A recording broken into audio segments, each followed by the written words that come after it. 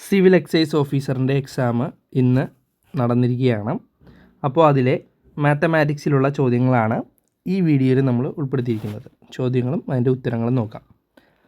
51ാമത്തെ ചോദ്യം, 10⁻x into 4/5⁻x സമം 2�8 ആയിക്കഴിഞ്ഞാൽ എക്സിൻ്റെ വില എത്രയാണ്? ഓപ്ഷൻസ് 4, 2, 3, 6. ഇതിൻ്റെ ശരിയുത്തരം വരുന്നത് ഓപ്ഷൻ ഡി ആണ്, 6 ശരി ഉത്തരമായിട്ട് വരുന്നത്. അടുത്ത ചോദ്യം നോക്കാം. രാജുവിന് ഒരു പരീക്ഷയ്ക്ക് 455 മാർക്ക് കിട്ടി. ഇത് ആകെ മാർക്കിൻ്റെ 91% ആയിക്കഴിഞ്ഞാൽ ആകെ മാർക്ക് എത്രയാണ് എന്നാണ് നമ്മളോട് ചോദിച്ചിരിക്കുന്നത്. അപ്പോൾ ആൻസർ വരുന്നത് ഓപ്ഷൻ ബി ആണ്, 500 ഇതിൻ്റെ ശരിയുത്തരം ആയിട്ട് വരുന്നത്. ഇത് കണ്ടുപിടിക്കുന്നത് ആകെ മാർക്ക് എക്സ് എന്ന് എടുക്കുക. എക്സ് ഗുണം 91% മാർക്ക് ബൈ 100 സമം 455 എന്ന് വരും. 455 എന്ന് വരും. അപ്പോൾ എക്സിൻ്റെ വാല്യൂ കണ്ടുപിടിക്കുക. 100 ഗുണം 455 ബൈ 91, ആൻസർ 500 എന്ന് നമുക്ക് കിട്ടും. അടുത്ത ചോദ്യം, പ്ലസ് എന്നത് ഇൻറ്റുവിനെയും മൈനസ് എന്നത് ഹരണത്തെയും ഇൻറ്റു എന്നത് മൈനസിനെയും ഹരണം എന്നത് പ്ലസിനെയും സൂചിപ്പിക്കുന്നുവെങ്കിൽ 25 + 5 ഹരണം 900 മൈനസ് 90 ഇൻറ്റു 100ൻ്റെ വില എത്ര? അപ്പോൾ ഇത് കണ്ടുപിടിക്കുന്നതിന് വേണ്ടിയിട്ട് നിങ്ങൾ പ്ലസ് എന്നത് എന്താണ്? ഇൻറ്റു ആണ്. അപ്പോൾ ഈ പ്ലസ്സിന് വേറെ നമ്മൾ എന്ത് മാർക്ക് ചെയ്ത് കൊടുക്കണം? ഇൻറ്റു മാർക്ക് ചെയ്ത് കൊടുക്കണം. അടുത്തത് ഹരണം എന്നത് എന്താണ്? പ്ലസ് ആണ്. ഇവിടെ പ്ലസ് ആഡ് ചെയ്യുക. മൈനസ് എന്നത് ഇൻറ്റു ആണ്. അപ്പോൾ ഇവിടെ ഇൻറ്റു ആഡ് ചെയ്യുക. ഇൻറ്റു എന്നത് എന്താണ്? മൈനസ് ആണ്. അപ്പോൾ ഇങ്ങനെ റീപ്ലേസ് ചെയ്തിട്ട് അത് കാൽക്കുലേറ്റ് ചെയ്ത് കഴിയുമ്പോഴത്തേക്കും ആൻസർ എന്ത് കിട്ടും? 35 എന്ന് നമുക്ക് ആൻസർ കിട്ടുന്നതാണ്. അടുത്ത ചോദ്യം, ഒരു പ്രത്യേക കോഡ് ഭാഷയിൽ ക്യാറ്റ് എന്നത് 9നെയും ഡിയർ എന്നത് 11ആയും കോഡ് ചെയ്തിരിക്കുന്നു.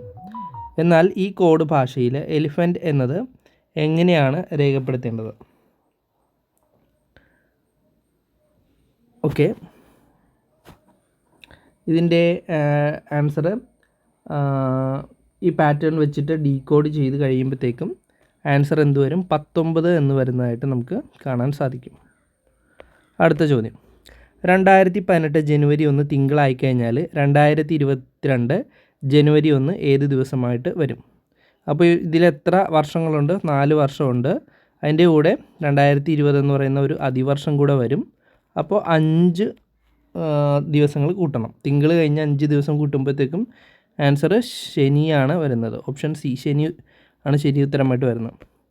അടുത്തത്, വിട്ടുപോയ സംഖ്യ പൂരിപ്പിക്കുക. 3, 7, 16, 35, 74. ഇതെന്താണ്? 3ൻ്റെ ഇരട്ടീനോട് കൂടി 1 കൂട്ടി. അടുത്തത് 7ൻ്റെ ഇരട്ടീനോട് കൂടി 2 കൂട്ടി. 16ൻ്റെ ഇരട്ടീനോട് 3 കൂട്ടി. 35ൻ്റെ ഇരട്ടീനോട് കൂടി 4 കൂട്ടി. 74ൻ്റെ ഇരട്ടീനോട് കൂടി 5 കൂട്ടണം. അപ്പോൾ ആൻസർ എത്രയെന്ന് വരും? ആൻസർ 153 എന്ന് നമുക്ക് കിട്ടുന്നതാണ്. 153 ശരി ഉത്തരമായിട്ട് വരുന്നത്.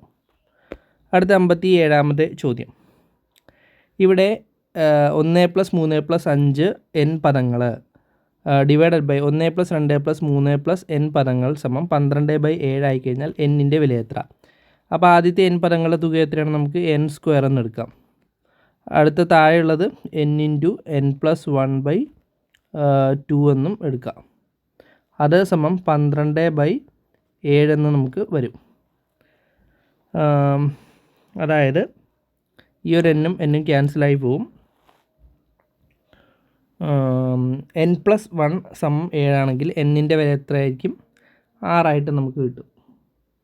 അപ്പോൾ ആൻസർ എത്ര വരും? ഓപ്ഷൻ ബി ആണ്, 6 ആൻസറായിട്ട് വരുന്നത്. ഈസി ആയിട്ട് കണ്ടുപിടിക്കാം. അടുത്ത, ഒരാൾ ഒരു ഡസൻ ബാഗുകൾ 4920 രൂപയ്ക്ക് വിറ്റപ്പോൾ 18% നഷ്ടമുണ്ടായി. 15% ലാഭം കിട്ടണമെങ്കിൽ അയാൾ ഓരോ ബാഗും എത്ര രൂപയ്ക്ക് വിൽക്കണം?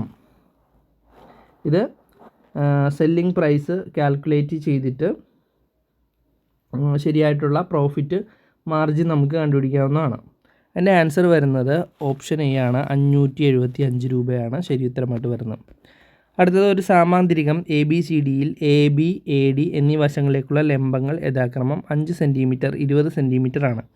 സാമാന്തരികത്തിൻ്റെ വിസ്തീർണം 160 ആയിക്കഴിഞ്ഞാൽ അതിൻ്റെ ചുറ്റളവ് എത്രയാണ്? ഒരു പാരലോഗ്രാഫിൻ്റെ പെരിമീറ്റർ കണ്ടുപിടിക്കാനുള്ള ഒരു ചോദ്യമാണ് ഇത് വന്നിരിക്കുന്നത്. ഇതിൻ്റെ ആൻസർ നമ്മൾ കാൽക്കുലേറ്റ് ചെയ്ത് കഴിയുമ്പോഴത്തേക്കും 80 എന്ന് വരുന്നതാണ്. അടുത്ത ഒറ്റയാനെ കണ്ടെത്തുക. തന്നിരിക്കുന്നതിൽ ഏതാണ് ഓഡ് വൺ ആയിട്ടുള്ളത്? ഈ സെറ്റ് ഓഫ് നമ്പേഴ്സിൽ ഓഡ് വൺ വരുന്നത് 100 നമുക്ക് കാണാം. കാരണം ബാക്കിയുള്ളതൊക്കെ 8ഉം 27ഉം 64ഉം 125ഉം 216ഉം 343ഉം ഒക്കെ 2ൻ്റെ ക്യൂബ് 3ൻ്റെ ക്യൂബ് 4ൻ്റെ ക്യൂബ് 5ൻ്റെ ക്യൂബ് അങ്ങനെയാണ്. പക്ഷേ 100 എന്ന് പറയുന്നത് എന്താണ്? ഒരു സ്ക്വയറാണ്. 10ൻ്റെ സ്ക്വയർ ആയിട്ടാണ് വരുന്നത്. അപ്പോൾ അതാണ് ഒറ്റയാനായിട്ട് വരുന്ന സംഖ്യ. അപ്പോൾ മാത്സിൽ നിങ്ങൾക്ക് എത്ര മാർക്ക് കിട്ടിയെന്ന് താഴെ കമൻറ്റ് ചെയ്യുക. താങ്ക്